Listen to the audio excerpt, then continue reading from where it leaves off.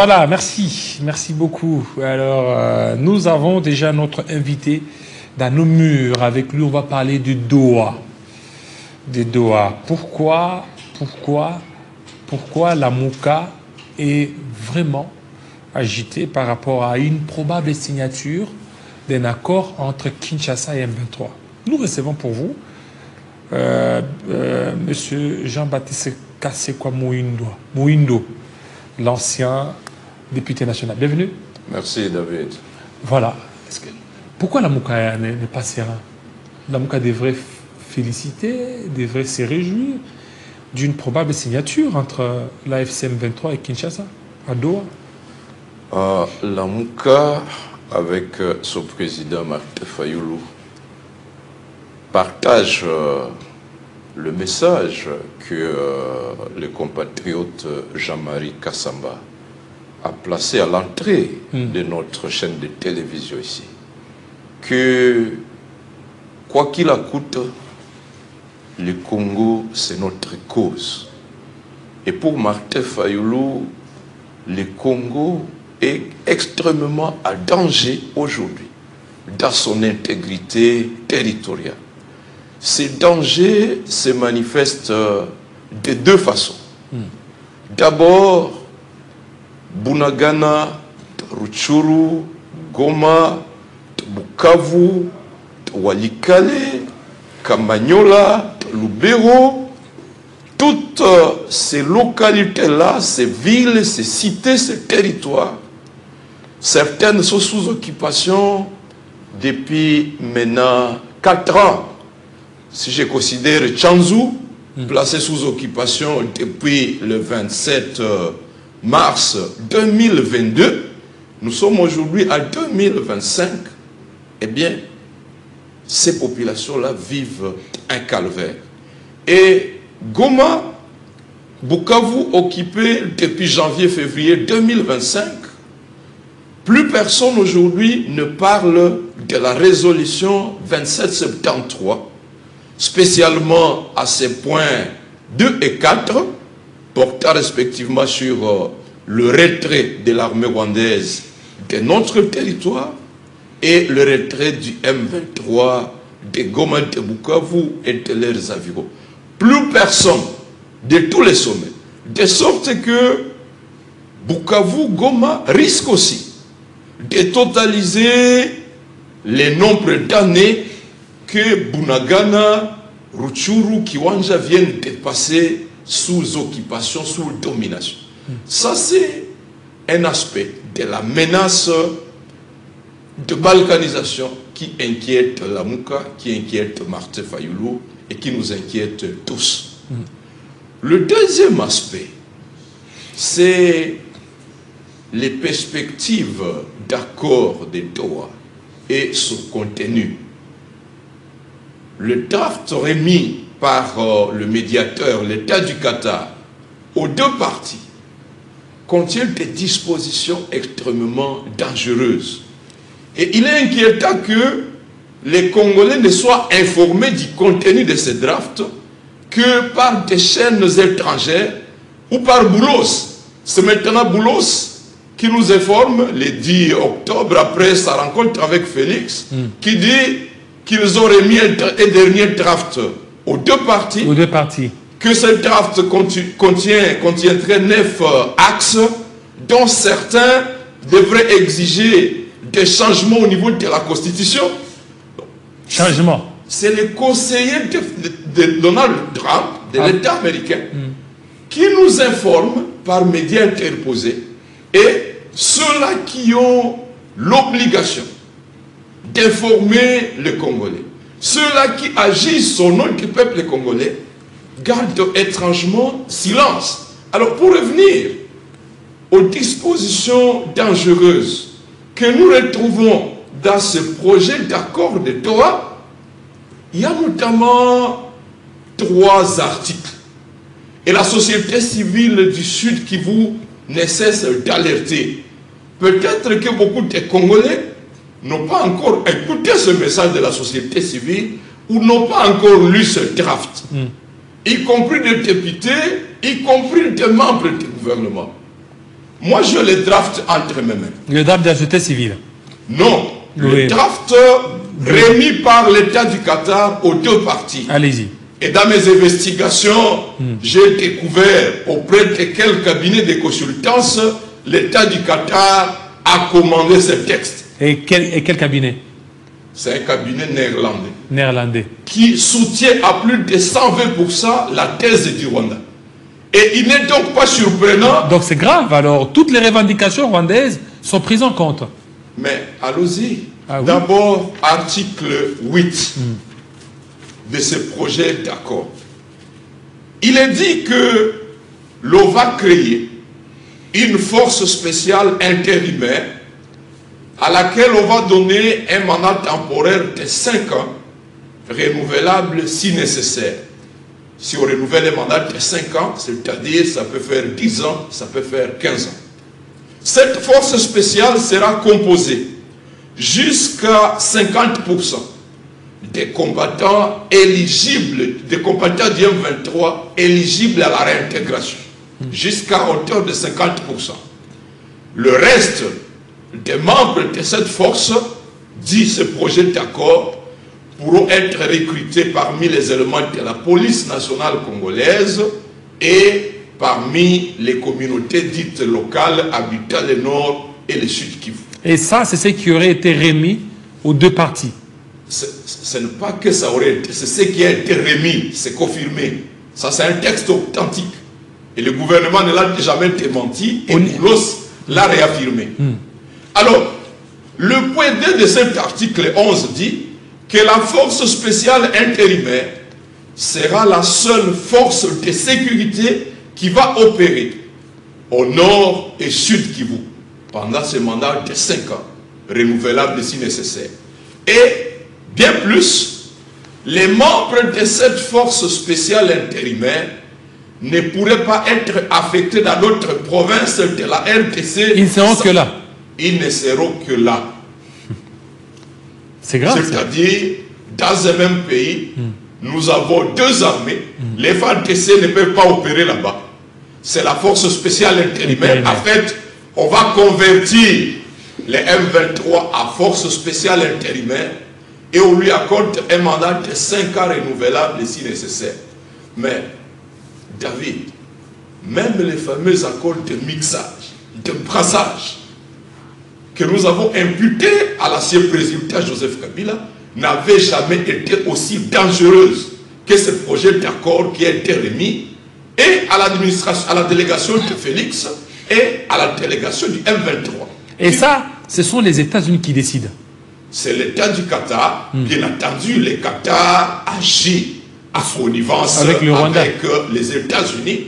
Et les États-Unis, nous le savons bien, ce sont les États-Unis qui ont monté la guerre du Rwanda. Ce sont les États-Unis qui financent en fait le projet, n'est-ce pas, des guerres dans la sous-région du Grand Lac. Les livres, les ouvrages sont suffisamment documentés à ces sujets-là. Voilà les contenus de l'article 8 de ce projet d'accord. L'article 6 de ce même projet d'accord dit que on va accorder des documents d'identité et des documents de voyage aux résidents des deux provinces et en particulier aux membres des communautés vulnérables. Comment comprendre que dans un même pays, la RDC, on va octroyer des documents d'identité seulement aux résidents de la province du Nord Kivu et du Sud Kivu, et spécialement aux membres des communautés dites vulnérables. Dans un même pays. Dans un même pays. Sur base de quels critères on va identifier quelles sont les communautés vulnérables? Sur le plan de leur démographie, ce sont les Houndé, ce sont les Koumou, ce sont les Babembe.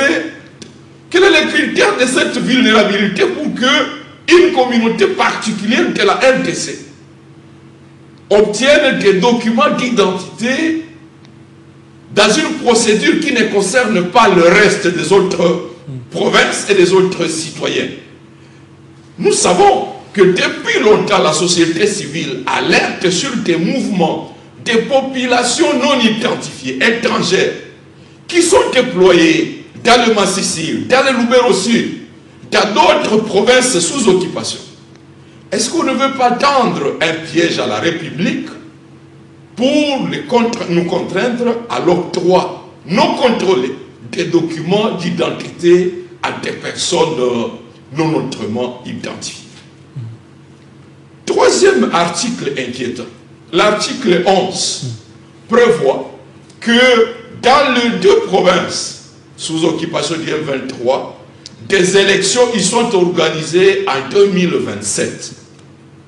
Alors que nous savons... Quelle élection? Élection présidentielle? Des élections des autorités provinciales, des autorités locales.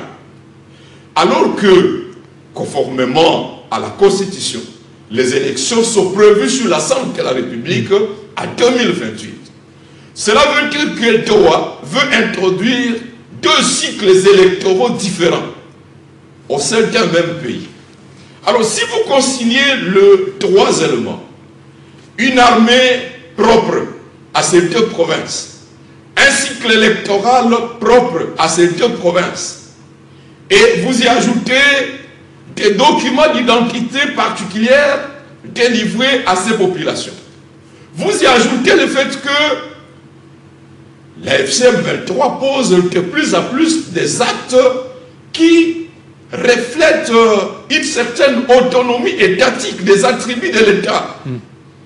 La FCM 23 a publié que même les étrangers qui devraient se rendre dans ces entités-là, il faut un visa. Il faut avoir un visa. Mais ne soyons pas aveugles. Raison pour laquelle SID Lamuka a lancé cette campagne de sensibilisation. Parce que les SID observent un comportement contradictoire dans les chefs de beaucoup de Congolais. Ils sont contre la balkanisation. Mais en même temps, ils sont prêts à soutenir, par fanatisme, un gouvernement qui, en même temps, signe des actes de matérialisation de la balkanisation. Raison pour laquelle, dans notre campagne de sensibilisation de la population, nous insistons sur certains articles clés de la Constitution, notamment l'article 63 de la Constitution. L'alinéa premier dit que tout Congolais a le droit et le devoir sacré, la Constitution ajoute sacré, de défendre le pays et son intégrité territoriale face à une menace ou à une agression extérieure. Nous avons lu dans les rapports des experts des Nations Unies, rendus publics il n'y a pas longtemps, le 2 juillet de cette année, c'est-à-dire un mois avant que le draft de Doha ne soit remis au parti. Les experts ont dit, l'annexe 25.6, que l'objectif du Rwanda, en lançant cette guerre, consistait à neutraliser les FARDC et ensuite imposer des négociations au cours desquelles Kagame va se présenter en homme de paix et il va poser des conditions au gouvernement congolais, des conditions comme préalables à la restauration de l'autorité de l'État. Mais que, en fait, disent les experts, l'objectif c'est de faire de cette partie de la République un État à part, parce que, disent les experts, Kagame estime que le Nord Kivu et le Sud Kivu étaient une partie de l'ancienne colonie rwandaise qui aurait été ravie du Rwanda et qu'il est donc temps de récupérer cette partie. Et que donc, une fois les FARDC neutralisés, le Rwanda va s'engager dans un travail de lobbying auprès des Nations Unies pour convaincre la communauté internationale que cette partie de notre pays doit devenir un État à part.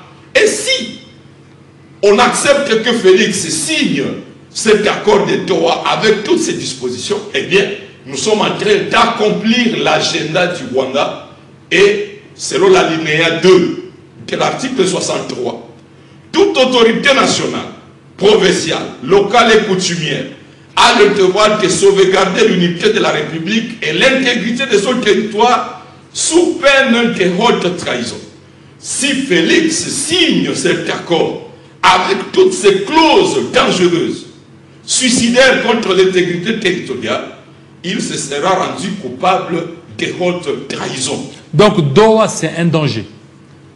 Raison pour laquelle Martin Fayoulou et les CID nous insistons. Nous devons tout faire pour que Doha se limite simplement à un accord portant sur les modalités de mise en œuvre du cessez-le-feu. La guerre doit s'arrêter.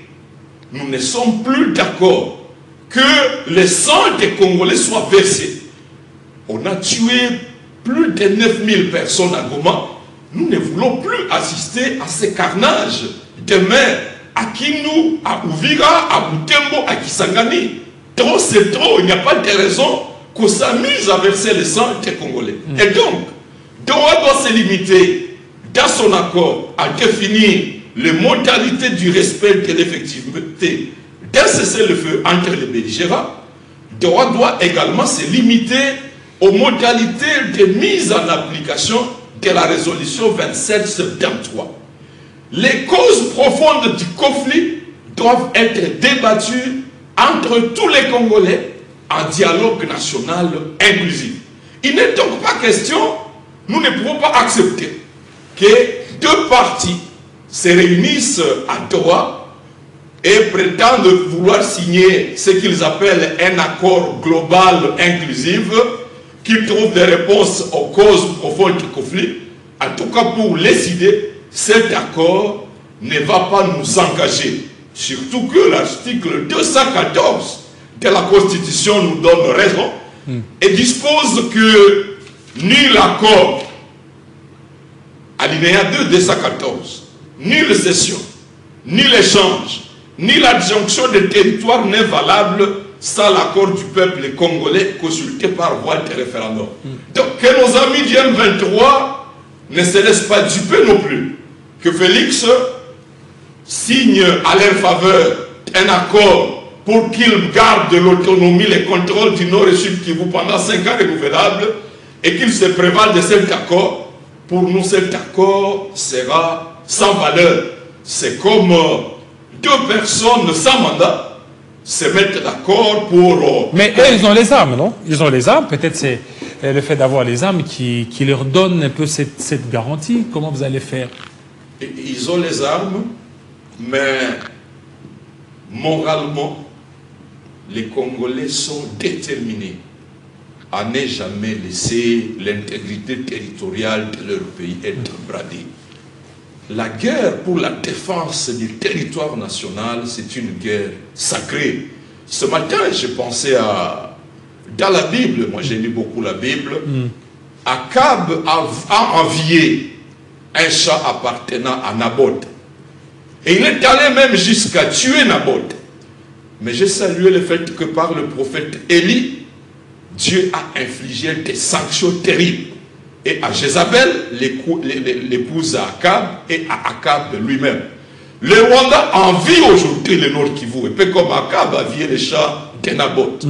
L'Ouganda envie également l'Ituri, la province orientale.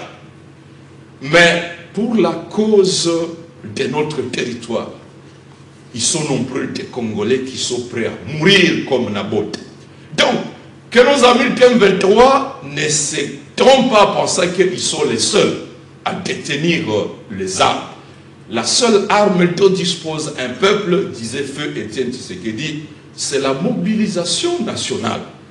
Donc, au fur et à mesure que les idées va continuer à sensibiliser les Congolais, ils sont nombreux qui vont s'élever. Et ils s'élèvent déjà, ça et là. Ils ne vont pas accepter qu'un seul mètre carré de notre territoire soit bradé. Figure-toi, David, si nous laissons Félix et M23 signer un accord si suicidaire contre l'intégrité territoriale, comment va réagir l'Ouganda? L'Ouganda va dire... Avec Anituri aussi. Anituri. L'Ouganda va dire, mais... Bisonde Bazoba. J'ai rencontré un Congolais qui revenait de Kampala, qu'un chauffeur de taxi moto qui l'amenait quelque part, lui dit, mais nous ne savions pas que les Congolais étaient si naïfs pour laisser les Rwandais lui prendre tout ce territoire. Nous ne le savions pas, nous aurions été le premier à prendre l'Ituri et la province orientale. Donc, si d'autres peuples voient que nous sommes si naïfs jusqu'à laisser Tshisekedi et l'M23 signer pareil accord, le Rwanda gère et prend sous son contrôle le nord et le sud Kivu pendant tout ce temps-là, l'Ouganda va aussi dire, je pousse un mouvement sous sa création et il réclame que le même accord lui soit favorable, lui soit signé sur le Tori, le Bas-Ouélé, le Haut-Ouélé, la province orientale. L'Angola peut aussi se réveiller demain et dire, ah, je prends le contrôle de Lufu je prends tout Congo jusqu'à Kenge et je réclame que l'on me signe aussi un accord de gestion d'exploitation de ce territoire pendant 5 ans. Les Rwandais vont surgir par la République centrafricaine et dire, bon, nous prenons Guémena, Gualtolit et nous exigeons aussi qu'on nous signe un accord. Donc, Félix nous entraîne sur un chemin très très dangereux. J'essaie personnellement, j'essaie de m'imaginer que probablement qu'il est sous la pression des États-Unis. Parce que les Américains aussi veulent aussi que les choses aillent vite avant le 13 novembre de cette année. Et est-ce que le Congo ou les Congolais vont-ils s'émanciper de cette pression? Unis, nous sommes imbattables. Raison pour laquelle les cités invitent Félix à adhérer à la démarche du pacte social proposé par les évêques pour que ensemble nous puissions construire la cohésion nationale, que nous puissions vider les questions qui nous divisent entre nous. La Bible dit, un royaume divisé ne peut pas survivre. La manière dont les élections de 2018 se sont passées, les élections de 2023, des actes que l'administration Félix continue à poser, divisent profondément la nation congolaise. Et en divisant la nation, Félix fait les jeux de l'ennemi. Mais si aujourd'hui il adhère à l'initiative du pacte, nous nous disons la vérité entre nous, Congolais. Nous nous réconcilions. Avec qui, cette fois-là? Toutes les parties prenantes. Même les Nanga aussi. Qu'ils viennent. Qu'ils viennent au dialogue. Nous allons voir si le M23 aura la capacité de dire qu'il voudrait réclamer d'avoir le contrôle du Nord et Sud Kivu pendant 5 ans renouvelables. Même à la conférence de Goma de janvier 2008, toutes les communautés du Sud Kivu et Nord Kivu étaient là. Les Tutsis ont présenté leurs griefs. Les Hutus ont parlé. Les Bashi, les Babembe, les Nyanga, les Houndé, les Nandé. Toutes les communautés étaient là. C'était entre les deux provinces. Eh bien, les actes d'engagement qui sont sortis de cette conférence étaient de nature à répondre aux préoccupations des uns et des autres. Et on s'est rendu compte que la communauté Tutsi n'était pas la seule à avoir des préoccupations. La communauté Hutu a montré que depuis 1996 jusqu'à ce jour, elle est victime d'un génocide. Et elle a des revendications légitimes. La communauté Houndé a démontré pour le Nord Kivu combien de chefs coutumiers avaient été systématiquement décimés. La communauté Nandé pareil, au Sud Kivu pareil. Donc, deux groupes d'individus ne peuvent pas aller s'asseoir à Doha et prétendre signer des actes des accords par lesquels on prétend qu'on veut donner des documents d'identité à une communauté dite vulnérable, qu'on va laisser au M23, dont nous connaissons l'origine. Le rapport des experts des Nations Unies est clair. Le M23 a été fabriqué, monté, commandé par l'armée rwandaise.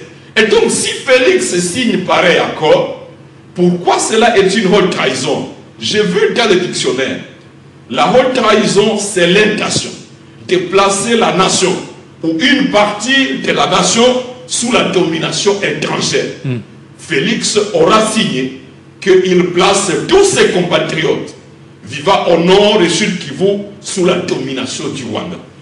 Le Rwanda, dont nous connaissons les conséquences graves de sa présence sur notre territoire, plus de 6 millions de morts, des femmes violées, plus de 25 millions de déplacés internes. Et tu es chef de l'État, tu pars à Doha, tu signes un accord que je laisse à cette armée-là, je lui donne un mandat temporaire de 5 ans renouvelable si nécessaire. C'est de la haute trahison. Et si les Congolais vivant dans les autres provinces vont garder silence, ils seraient en train de manquer au devoir prévu à l'alinéa 1er de l'article 63, le devoir sacré de défendre l'intégrité territoriale, le devoir de solidarité vis-à-vis de ses compatriotes que Félix aura livrés entre les mains de l'occupant. Raison pour laquelle les idées lancent sa campagne pour alerter chaque Congolais que nous devons ramener notre frère Félix à la raison avant qu'il ne soit trop tard. Que tous, y compris ceux qui sont à Goma, allons au dialogue national inclusif. Vous avez des revendications, on en discute, on se dit la vérité, on se réconcilie, on fait la cohésion nationale. Mais ceux-là qui vont se montrer rebelles pour s'attacher à l'agenda du Rwanda, là, nous allons dire, ils sont des traîtres à la République. Mais tous ceux-là qui défendent l'intégrité territoriale, a dit Martin Fayoulou, nous allons former les camps de la patrie et ensemble, nous allons résister. Et Boulos maintenant, dans tout ça, parce qu'on le voit ces derniers temps, très en mouvement, hein, très en mouvement entre Kinshasa, Kigali, poussant certainement les deux parties à signer avant le 13 novembre. Nous ne sommes pas opposés à l'implication de Boulos et du Qatar. Et pourquoi d'abord avant les 13? Avant les 13, c'est simple. Vous savez que Trump lui dit qu'il a déjà mis fin à cette guerre de 30 ans. Il revendique d'ailleurs qu'il doit donner son prix Nobel. Et donc, il veut matérialiser cette campagne-là par une rencontre, une poignée de main Félix Kagame autour de Trump, ce que nous lisons dans les médias.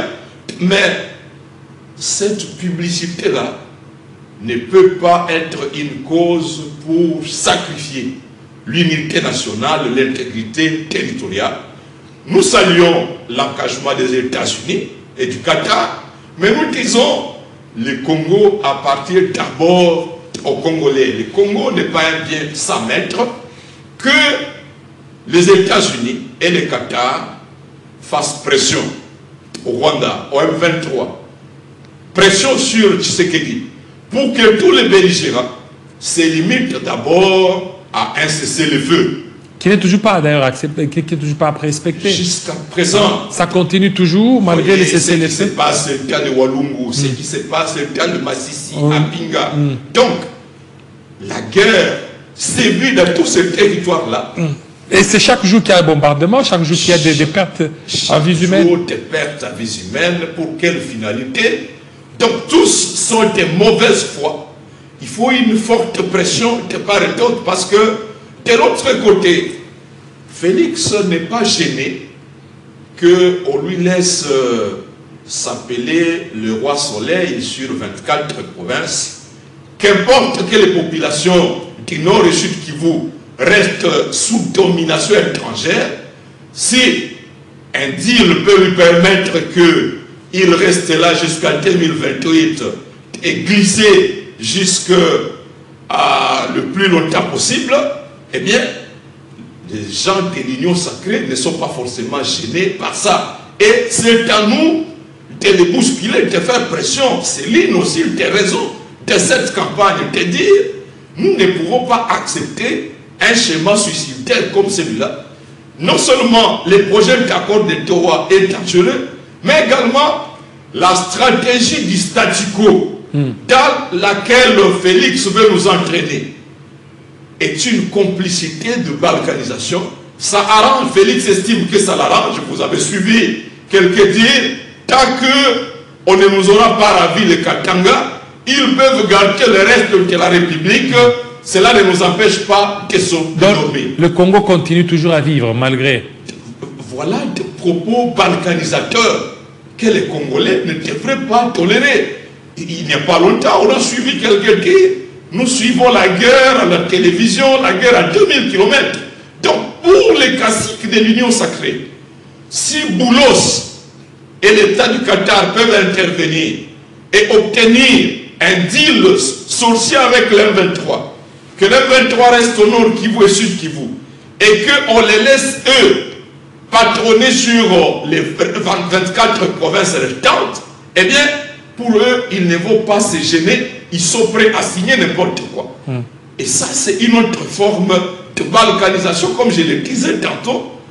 Bunagana, c'est depuis le 13 juin 2022, jusqu'à ce jour. Plus personne ne s'en préoccupe. Goma, c'est le 27 janvier de cette année.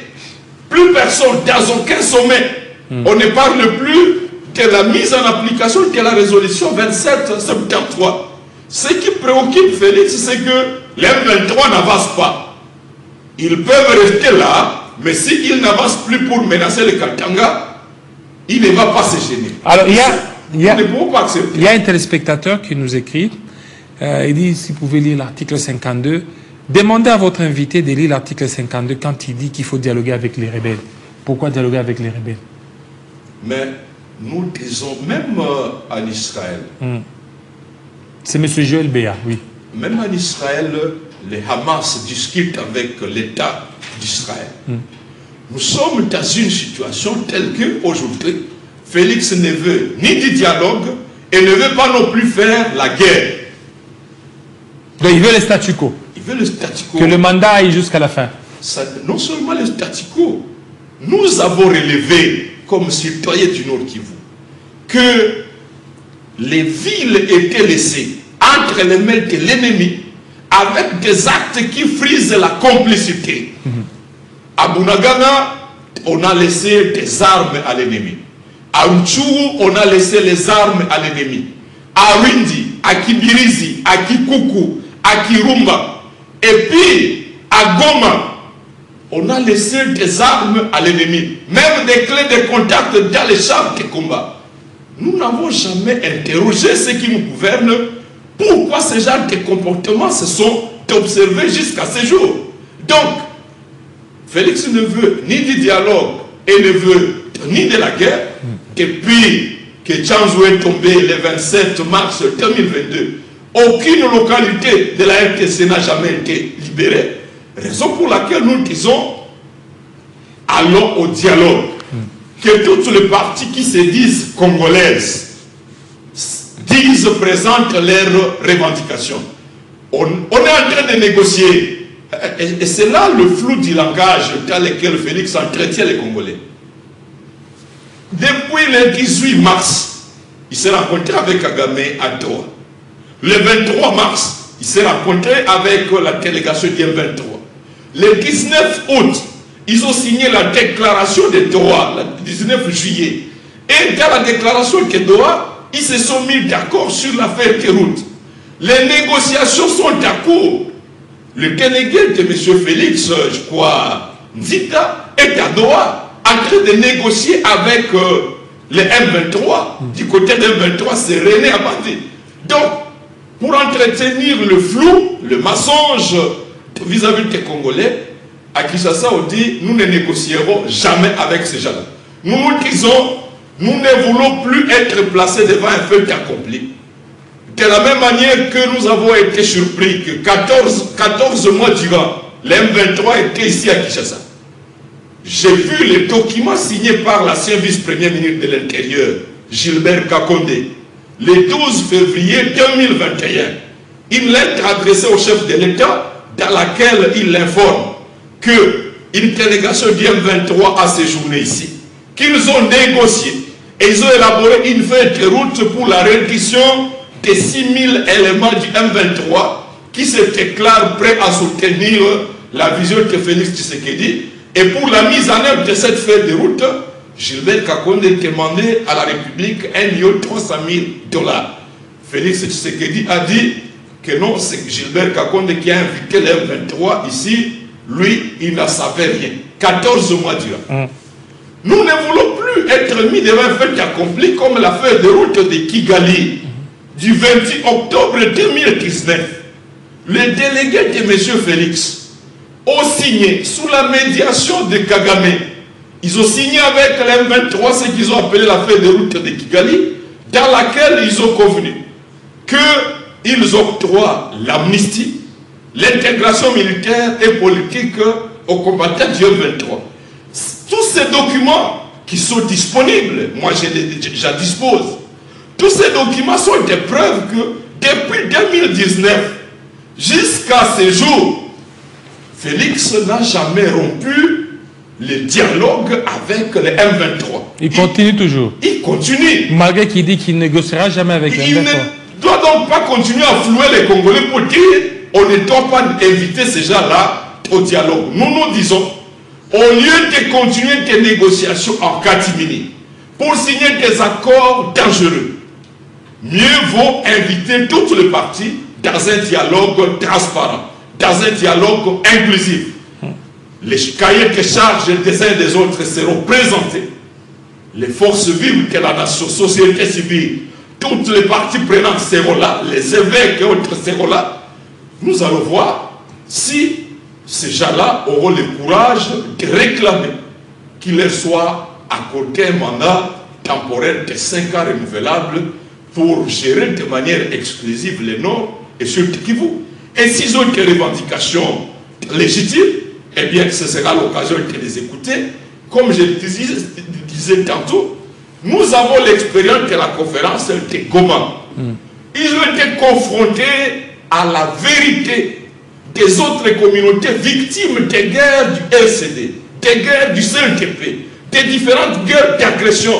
Et je suis de Goma, moi j'ai rencontré des Tutsis congolais qui se disent, en réalité, Kagame est en train de nous opposer aux autres communautés congolaises, alors que Kagame est là, non pas pour la cause des Tutsis congolais, mais pour ses propres intérêts. Kagame veut maintenir le contrôle de l'exploitation du coltan, de l'exploitation de l'or de Walungu, de tous les Sud Kivu. C'est ce qui l'intéresse. Les rapports des experts démontrent que en 2000, par exemple, l'armée rwandaise avait un revenu mensuel de 20 millions de dollars par mois, rien que de l'exploitation du coltan de Rubaya. Aujourd'hui, les mines de Rubaya sont sous leur contrôle. Ils veulent perpétuer ce contrôle le plus longtemps possible, non pas pour la cause des Tutsis, non pas pour la cause d'autres communautés, mais c'est pour son propre agenda. Et donc, si un dialogue national inclusif, toutes les parties ont droit à la parole, toute la vérité est portée à la connaissance de toute la nation, eh bien, nous aurons l'occasion de nous réconcilier, nous aurons l'occasion de bâtir un consensus et partir sur de nouvelles... Alors, ça ne risque pas de capoter si aujourd'hui le président, en dépit des pressions reçues de la part des États-Unis, on dit de signer. Mais il dit que je veux d'abord sursoir, le temps de revenir au niveau interne, organiser un dialogue interne. Vous ne voyez pas qu'au niveau international, ses partenaires ne vont plus faire confiance? Non.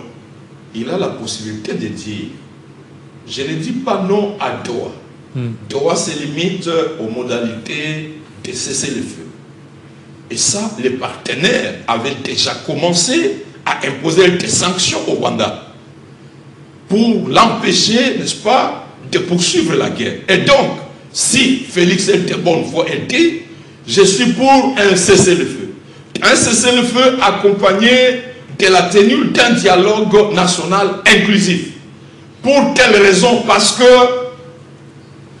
j'ai prêté serment de sauvegarder l'intégrité territoriale. Je ne peux pas signer des accords compromettants. Qu'il ait le courage de parler de ces accords, n'est-ce pas, à toute la nation. Pourquoi il garde le silence? Mouyaya, il est si éloquent. Pourquoi il est incapable de dire aux compatriotes, de dire, chers compatriotes, voici, le médiateur nous a remis tel draft, et pour cette raison-là, eh bien, nous disons que nous ne sommes pas d'accord avec lui.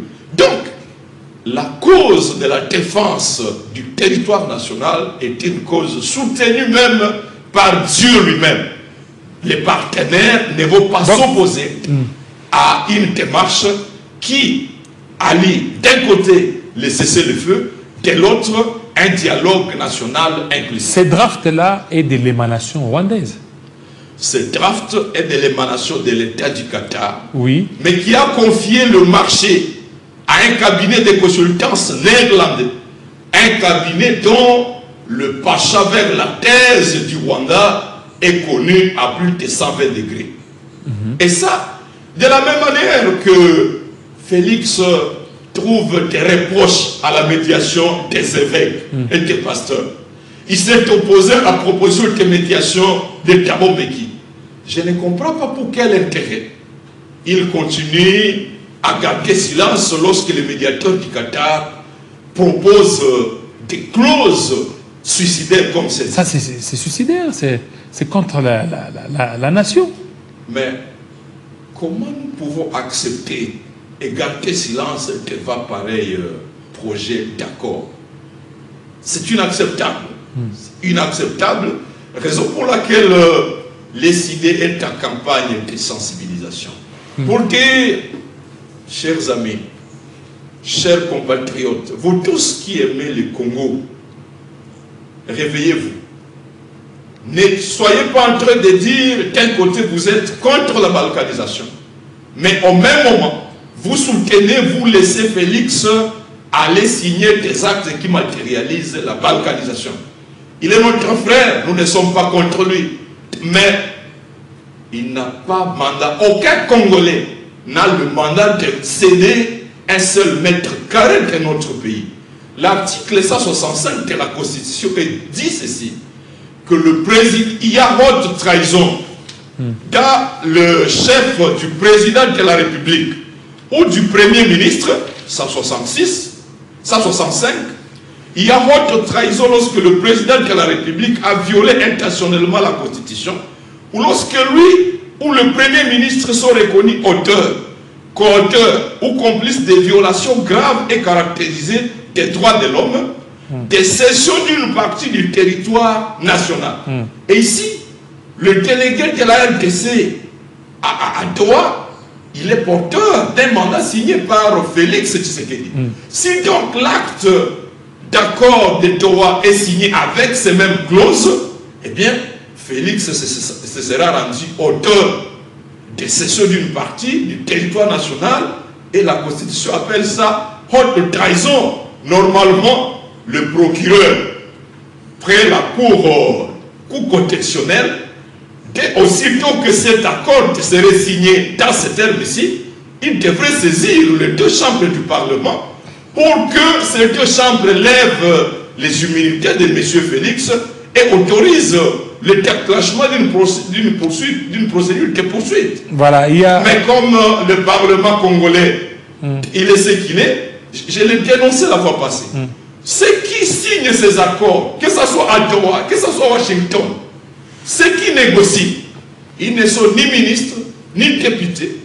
Ils ne sont donc pas interpellables devant l'Assemblée, devant le Sénat. Ils n'ont des comptes à rendre à personne. Ce sont les médias qui nous informent.